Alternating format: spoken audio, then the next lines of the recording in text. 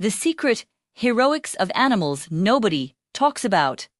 There are stories whispered on the wind, tales of courage that never make the headlines.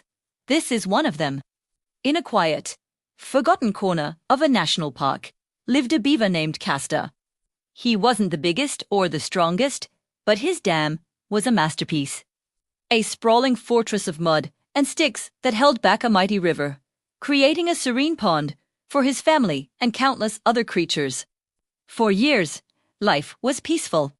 The birds sing, fish thrived, and the forest flourished, all silent, tierlis walk, ming.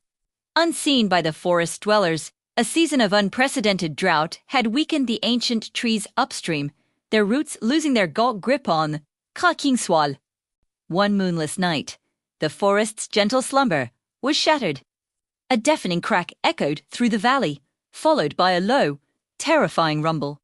A massive landslide, triggered by the drought, was thundering down the ravine, a torrent of rock and earth heading straight for the pond. Panic erupted.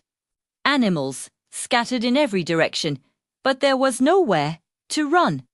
The wave of debris would wipe out everything. Castor watched from his lodge, his family trembling behind him. He could have fled, saved himself.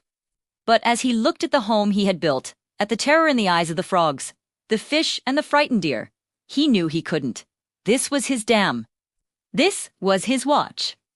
With a determination that defied his small size, Castor swam into the heart of the chaos. He worked with a feverish intensity he'd never known, slapping his tail as a warning, then diving deep. He reinforced weak spots, wedged fallen logs into gaps, and packed mud with frantic speed, his paws a blur. The roar grew louder, the ground shaking violently. The first wave of debris hit the dam, and it groaned under the immense pressure, water seeping through a dozen new cracks. It was a battle against nature itself, a single, tiny engineer against a mountain. Just as it seemed the dam would break, a final, desperate shove of a large log into a critical breach held the line. The slide subsided, its energy spent against the beaver's unyielding wall. The sun rose on a changed landscape. The hillside was a scar of raw earth, but below it, the pond remained. Battered but intact, Castor's dam had held. He was exhausted, bruised, but he had saved them all.